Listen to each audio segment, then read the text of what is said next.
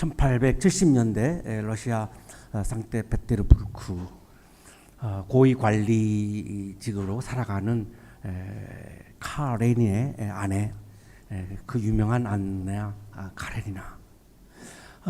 이 안나의 이야기는 세계문학의 정점이라고 그렇게 평가받는 아주 화려한 이야기이기도 합니다.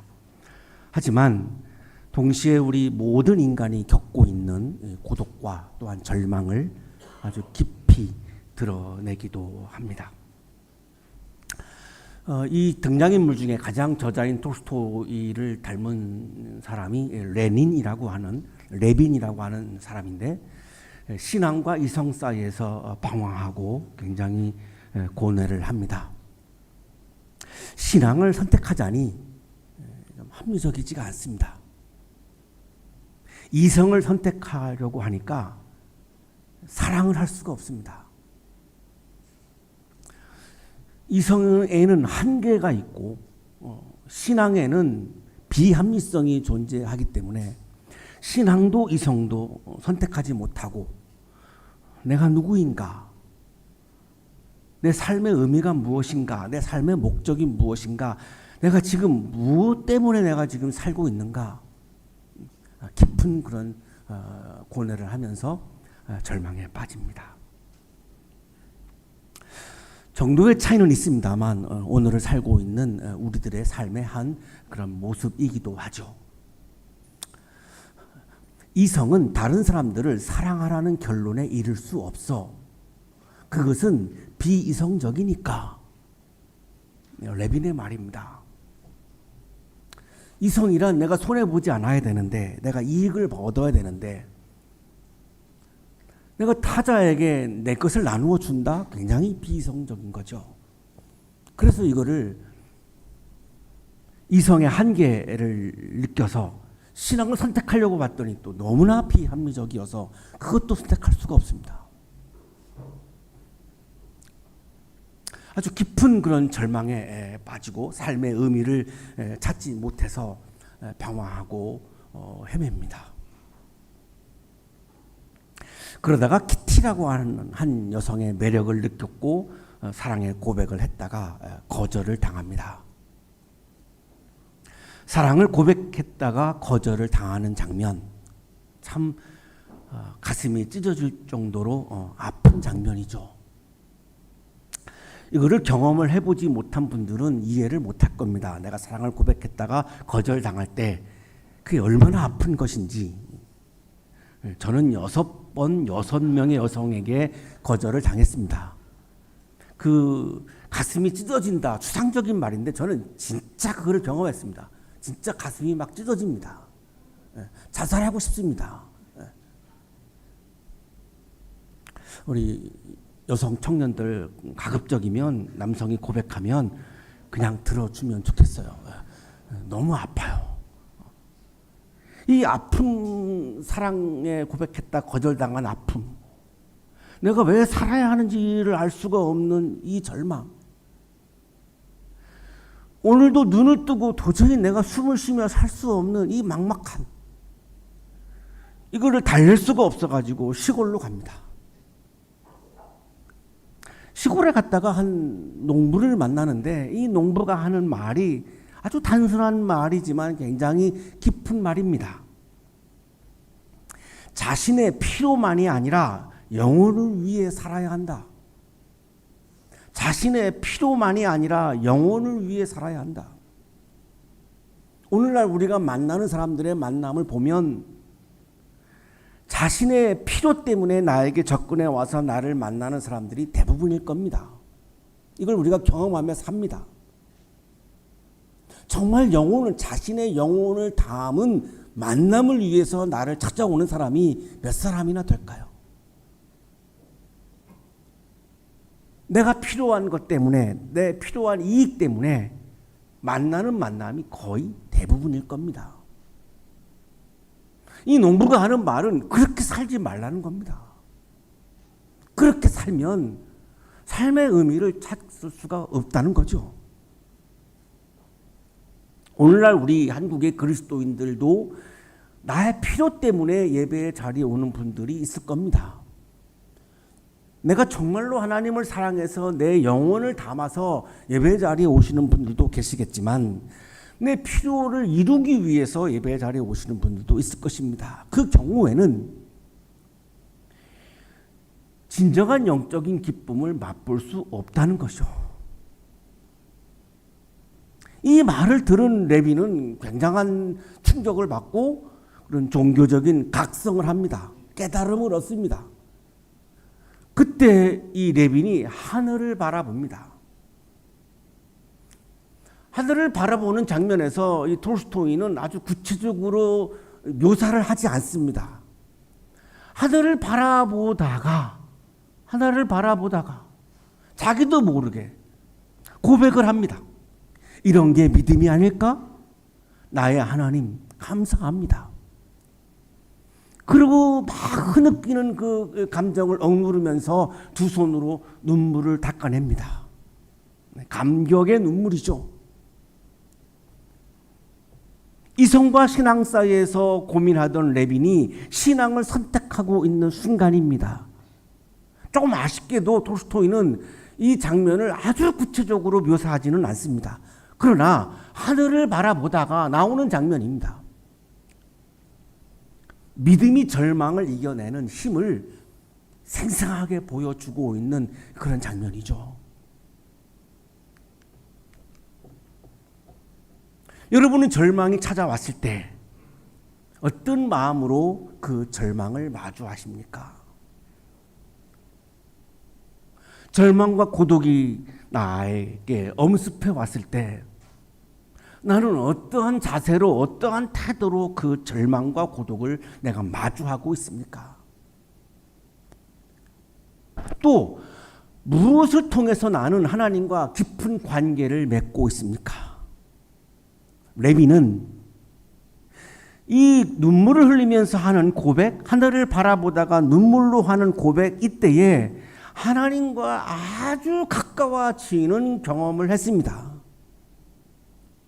하나님과 가까워지는 경험이 그로 하여금 믿음을 선택하게 했고 그 믿음이 절망을 이겨내게 했습니다.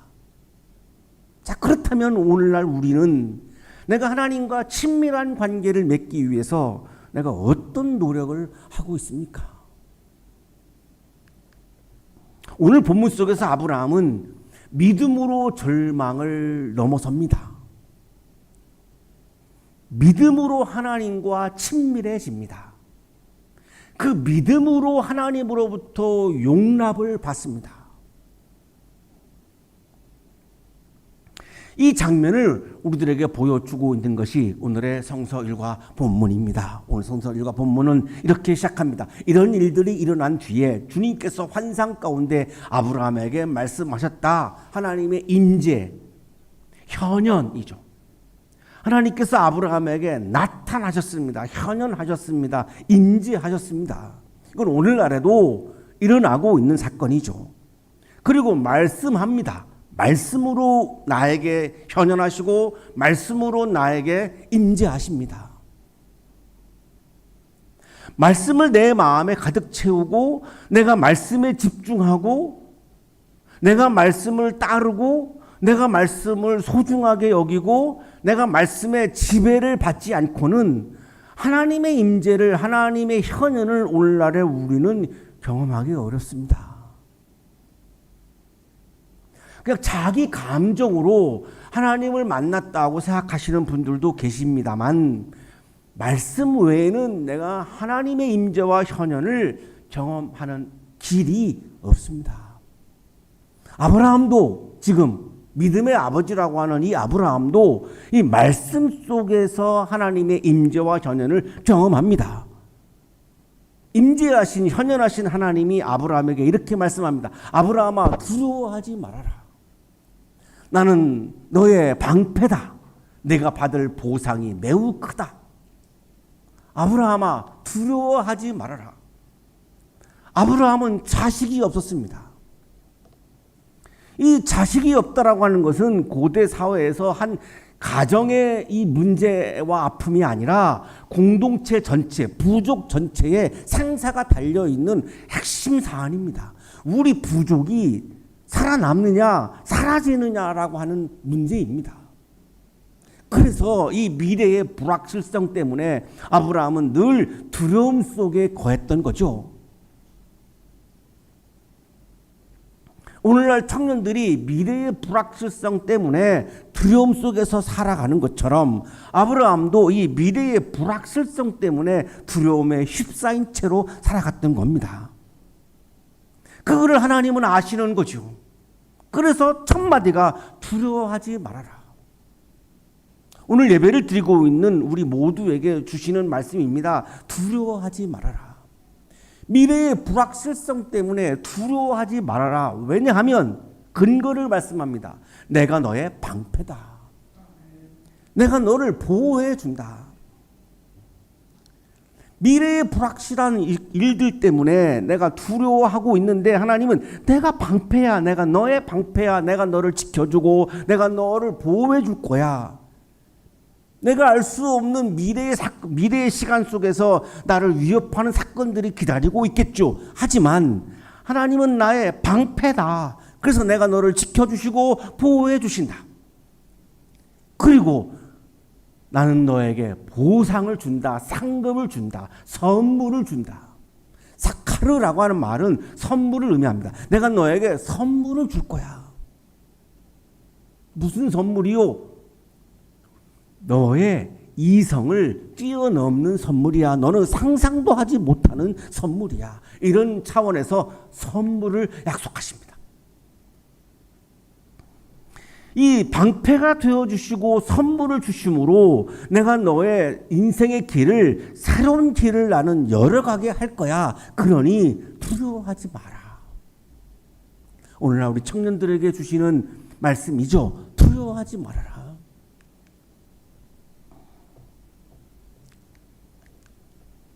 아브라함이 담담하게 묻습니다. 주 나의 하나님, 주님께서는 저에게 무엇을 주시렵니까?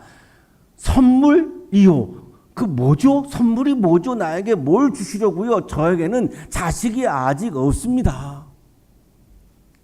단순한 질문이 아니죠. 굉장히 자기 실존 깊은 곳에서 터져나오고 있는 굉장한 아픔을 지금 털어놓고 있는 거죠. 제가 자식이 없습니다. 자식이 없는데 땅을 주면 뭐합니까? 상속할 사람이 없는데. 물질을 주면 뭐합니까?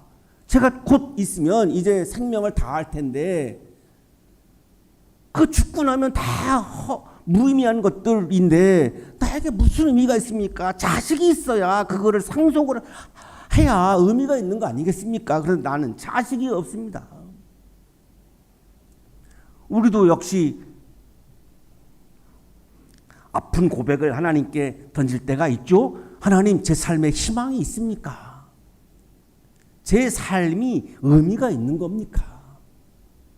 내가 오늘 왜 살아야 하는 겁니까? 내가 무엇 때문에 내가 살아야 합니까? 내가 무엇 때문에 이 고생을 해야 합니까? 뭘 위해서요? 뭘 위해서 내가 이 힘든 내 이 역할을 해야 되고 내가 무엇 때문에 이 힘든 시간을 오늘도 내가 살아가야 합니까? 아브라함의 이 질문은 신앙의 출발점이 됩니다. 성서학자들은 아브라함의 이야기 속에서 이 창세기 15장이 가장 탑이다라고 그렇게 평가를 합니다. 왜냐하면 아브라함이 믿음의 아버지라고 평가를 받는 믿음의 아주 우리들의 모범인데 이 아브라함의 믿음이 시작된 이 시점이 바로 이 창세기 15장이기 때문에 이렇게 평가를 합니다. 하나님께서 아브라함을 바깥으로 데리고 갑니다. 그리고 별을 보라고 말씀합니다. 하늘을 쳐다보아라. 레빈과 아브라함의 공통점이 있습니다. 하늘을 보았습니다. 하늘을 쳐다보아라. 내가 셀 수 있거든 저 별들을 세어보아라. 그리고는 주님께서 아브라함에게 말씀하셨다. 너의 자손이 저 별처럼 많아질 것이다. 고대 문화에서 별은 무한한 번성과 축복을 상징합니다.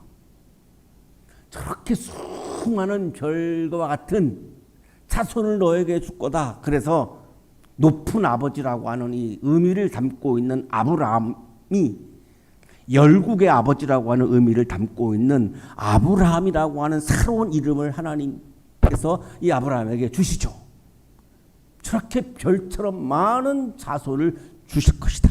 상속을 왜 걱정하느냐? 수많은 자손을 내가 너에게 주려고 내가 생각을 하고 있는데 너는 조금도 한 번도 생각해보지 못한 거지. 너의 시야를 뛰어넘는 어마어마한 희망의 이야기를 나는 지금 갖고 있고 준비하고 있는데 너는 왜 두려워하고 있느냐? 아브라함이 하늘을 바라보던 아브라함이 레빈처럼 아브라함도 하나님을 믿습니다. 하나님의 이 말씀을 믿습니다. 자식을 가질 수 없는, 물리적으로 생리적으로 자식을 가질 수 없는 이 상황에서 별처럼 많은 자손을 주신다라고 하는 이 하나님의 말씀은 아브라함의 이성 바깥에 있는 사건입니다. 그럼에도 불구하고 아브라함은 이 하나님을 믿습니다. 이 하나님은 이 아브라함의 이 믿음을 보시고 아브라함을 의롭다고 선포하십니다. 너는 나에게 옳은 사람이라고, 정의로운 사람이라고, 너는 옳다라고, 너는 의롭다고 선언하십니다. 믿음이라고 하는 말은 히브리어 에무나를 옮긴 말인데 단순한 지식이나 감정을 의미하지 않습니다. 믿음은, 신앙은 지식이 아닙니다. 믿음은 감정이 아닙니다. 지식적인 차원에서 신앙생활을 하는 분들도 계시고 감정적인 차원에서 신앙생활을 하시는 분들도 계십니다. 하지만 믿음은 지식의 체계도 아니고 감정의 상태도 아닙니다. 믿음이란, 에무나란 하나님에 대한 신실함, 충성을 포함하고 있는 하나님을 신뢰해서 하나님과 내가 친밀한 관계를 맺는 것, 그것이 에무나라고 하는 믿음의 의미입니다. 내가 믿음을 소유한다라고 하는 말은 내 욕망이 이루어진다라고 하는 것을 믿는 차원이 아닙니다. 그것은 자기 확신입니다. 그건 자기 감정입니다. 내가 이런 욕망을 가지고 있는데 이 욕망은 이루어질 거야. 이거는 자기 확신이지 하나님을 향한 믿음과 아무런 관련이 없습니다. 믿음이란 하나님과 내가 친밀한 관계를 맺는 겁니다. 하나님을 신뢰해야만 하나님과 친밀한 관계를 맺을 수 있죠. 하나님을 신뢰하지 않는데 어떻게 친밀한 관계를 맺을 수 있겠습니까? 그냥 감정적으로 비나이다 정한수 떠다놓고 비나이다 나 하나님이 이 선지신명이여 나 우리에게 자식을 주십시오 믿습니다. 자, 이 기도나 감정의 상태에서 우리에게 천지신명을 하나님으로 바꾸어서 기도한다면 뭐가 다르겠습니까? 믿음은, 기독교의 믿음은 그런 내 욕망이 이루어지는 자기 확신의 차원이 아니고 하나님을 내가 사랑하고 하나님을 신뢰해서 하나님과 내가 친밀한 관계를 맺고 하나님과 늘 대화하고 하나님께 늘 묻고 아브라함이 2절에서 물었습니다. 하나님 뭘 주시려고요? 물었습니다. 일상 속에서 우리가 하나님께 묻는 겁니다. 하나님 내가 지금 이런 상황에서 어떻게 해야 합니까? 이런 상황에서 내가 어떻게 하는 것이 내가 하나님의 뜻을 내가 받드는 것입니까? 어떻게 하는 것이 내가 하나님을 기쁘게 하는 것입니까?를 물어야 하는 거죠. 이 내가 내 마음속에 품는 욕망이 이루어질 것을 믿습니다. 이거는 믿음이 아니고 자기 확신이고 믿음이란 하나님께 묻는 겁니다. 일상 속에서 매번 내가 판단을 내리지 못할 때, 하나님의 뜻을 내가 분별하지 못할 때 반드시 내가 계속 하나님께 묻는 겁니다. 응답을 받을 때까지 묻는 겁니다. 그 응답을 주시기 전까지는 유보해야죠. 내 선택을 유보해야죠. 내 마음대로 하는 것은 그건 신앙이 아니죠. 그건 휴머니즘이죠. 이거를 구분해야 합니다. 이거를 구분하지 못하니까 신앙을 지식의 체계나 감정의 상태로 오해하는 거죠. 믿음은 내가 하나님과 친밀한 관계를 맺고 하나님을 좋아하고, 그래서 내가 하나님을 좋아하기 때문에 하나님의 말씀은 그냥 다 좋고,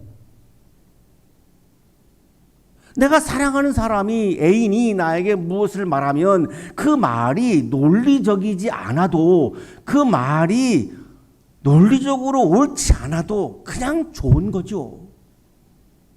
마찬가지입니다. 내가 하나님을 사랑하고 하나님을 좋아하고 하나님을 신뢰하면 이성적으로 그 하나님의 말씀을 따지는 것이 아니라 그냥 하나님의 말씀 자체가 그냥 좋은 겁니다.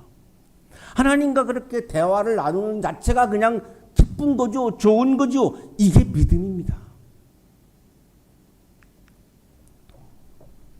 하나님께서는 아브라함의 이 믿음을 보신 겁니다. 하나님을 사랑하고 하나님을 신뢰하고 하나님과 친밀해지려고 온 노력을 다 기울이고 있는 에무나, 이 아브라함의 이 믿음, 자기 확신이 아니라 하나님과 친밀한 관계를 맺으려고 하는, 하나님을 좋아하려고 하는, 하나님을 신뢰하려고 하는 이 믿음을 보시고 하나님께서는 아브라함을 의롭다고 여기신 겁니다.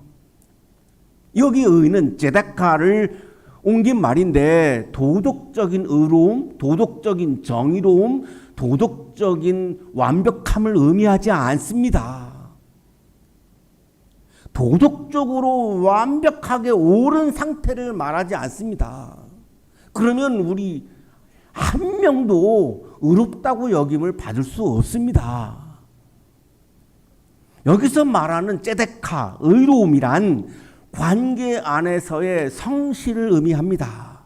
여기 의로움도 에무나랑 같습니다. 하나님과의 관계에서 내가 성실한 거, 충실한 거, 변하지 않는 거, 내가 충성하는 거, 신실한 거, 이거를 제데카, 의로움이라고 말하는 겁니다. 이게 옳으냐 그르냐 이 판단을 내리는 게 아닙니다. 하나님은 에무나, 아브라함의 에무나를 보시고 아브라함이 의롭다고 하신 겁니다. 내가 나와 굉장히 관계가 좋구나. 내가 나와의 관계를 위해서 굉장히 성실하구나. 내가 정말 진실하구나. 의롭다고 여길 때 무엇이 나타납니까? 여기서 나오는 사건이 바로 구원 사건입니다. 하나님이 나를 의롭다고 여겨주셔야 내가 구원에 이르는 거죠. 그런데 이 구원에 이르게 한 동기가 뭡니까? 믿음입니다. 아브라함의 공로로는 의로움에 이를 수가 없습니다. 아브라함 나쁜 짓 많이 했습니다. 이 아브라함이 공로로, 제가 행위라고 하는 말을 자꾸 지금 피하고 있습니다. 공로라고 지금 표현하고 있습니다. 그 이유는 믿음 안에, 에무나 안에는 행위가 포함되어 있는데 자꾸 믿음과 행위를 나누어서 믿음과 행위를 반대편에 있는 것으로 설정을 해서 우리로 하여금 많은 혼란을 겪게 하고 있기 때문에 제가 자꾸 행위라는 표현을 피하고 있습니다. 믿음 안에는, 에무나 안에는 행위가 포함되어 있는 거죠. 내가 하나님을 사랑하면, 하나님을 내가 좋아하면 내가 행위가 나오죠. 어떻게 행위가 안 나옵니까? 예배자리에 오늘 나온 것도 행위입니다. 헌금을 드리는 것도 행위입니다. 찬양을 드리는 것도 행위입니다. 어떻게 행위가 없는 믿음이 있을 수가 있습니까? 믿음의 반대말은 행위가 아닙니다. 여기에서 강조하는 것은 아브라함이 자기가 세운 자기의 공로를 통해서 하나님이 의롭다고 여기는 것이 아니고, 에무나, 하나님과의 관계의 성실함을 통해서, 성실한 행위를 통해서 하나님께서는 아브라함을 의롭다고 여기셨다라고 하는 겁니다. 이것이 구원론의 출발점입니다. 그래야 내 삶 속에 구원의 기쁨이 가득한 거죠. 아직도 오랫동안 신앙생활했지만 구원의 기쁨을 경험하지 못한 분들이 많을 겁니다. 그게 뭔지도 상상하기 어려운 분들도 많을 겁니다. 그 이유는 하나님과 내가 신실한 관계, 충성스러운 관계, 하나님과 내가 돈독한 관계, 이거를 믿음이라고 여기지 않고 지식의 체계나 감정의 상태로 이해하는 한 구원의 기쁨을 경험하기는 어렵습니다. 이 구원의 기쁨은 하나님이 나를 의롭다고 여겨주실 때에 내가 경험하는 사건인데, 그 하나님이 나를 의롭다고 여겨주시는 것은 영원히 담겨져 있지 않은 나의 필요를 위한 신앙적인 행위로는 경험할 수가 없습니다. 내 영혼을 담은, 내 진심을 담은 에무나의 행위를 통해서, 믿음을 통해서 하나님은 나를 의롭다고 여겨주시기 때문입니다. 1943년 2월 미넨에는 겨울 공기가 매우 얼음처럼 차가웠습니다. 미넨 대학교에서 생물학과 철학을 공부하고 있는 21세의 대학생 소피 쇼는 나치에 저항하는 비폭력 저항단체 백장미의 일원이었습니다. 오늘날 여학교에 가면 그 일진이라고 하는 그 조직 폭력배 학생들의 이름 중에 백장미파가 있습니다. 제발 이 이름은 좀 바꿔주시기를. 이거는 우리 이 소피쇼를 참 모욕하는 겁니다.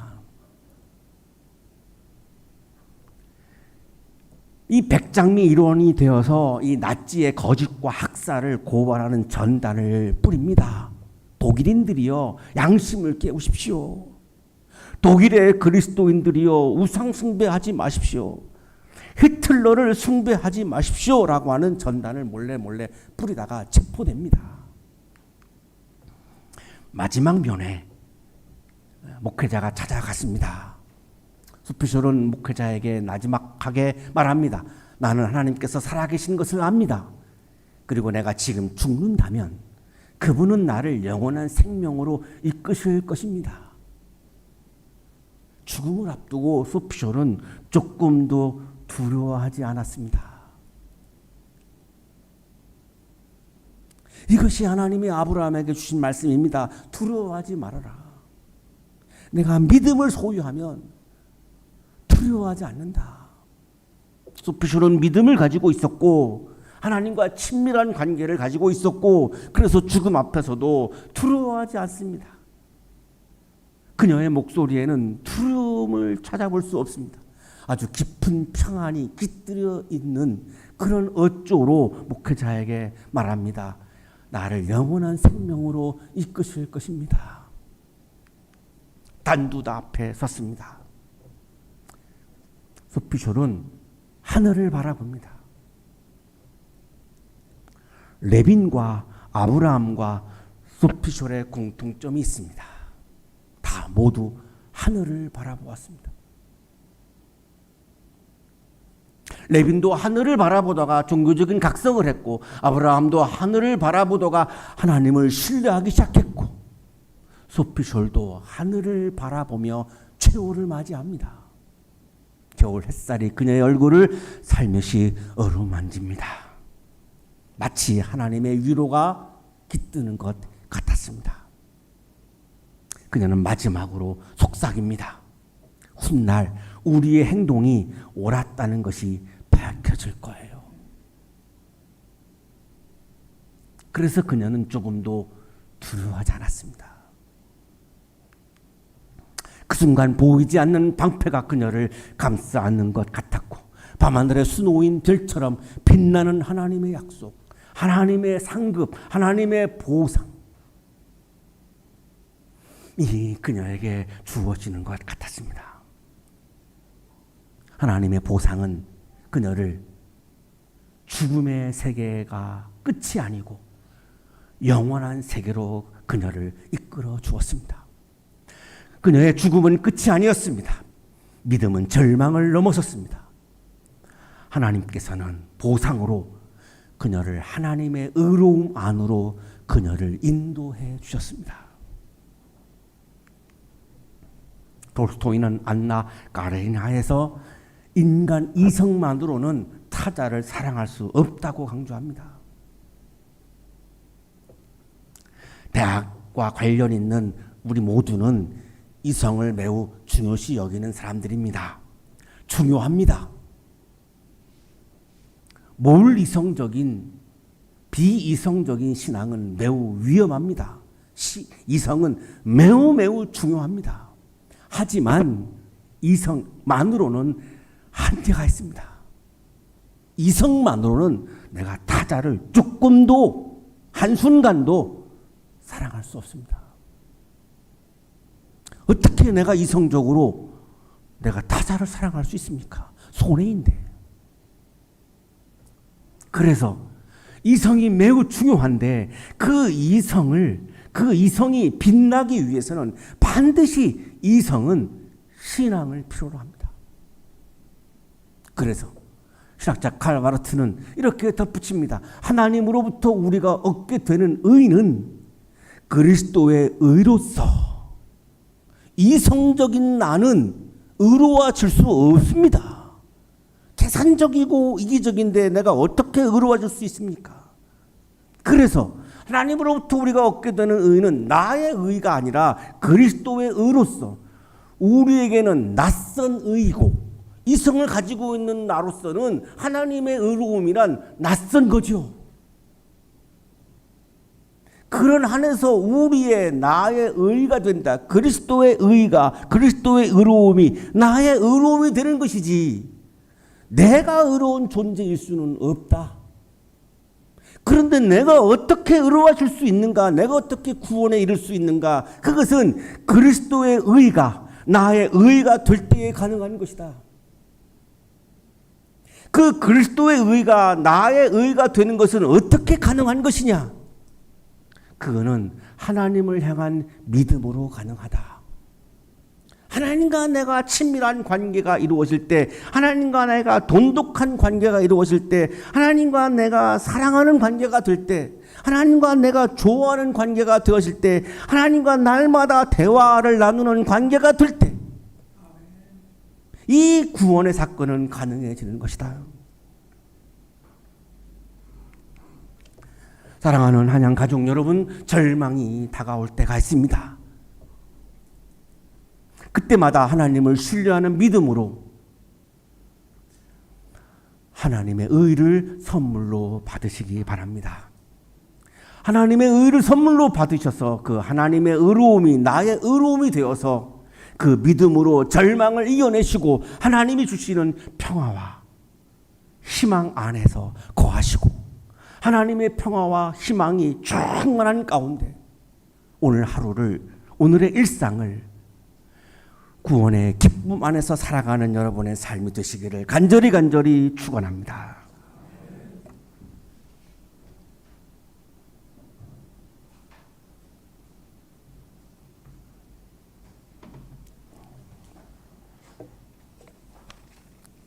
사랑과 은혜가 풍성하신 하나님,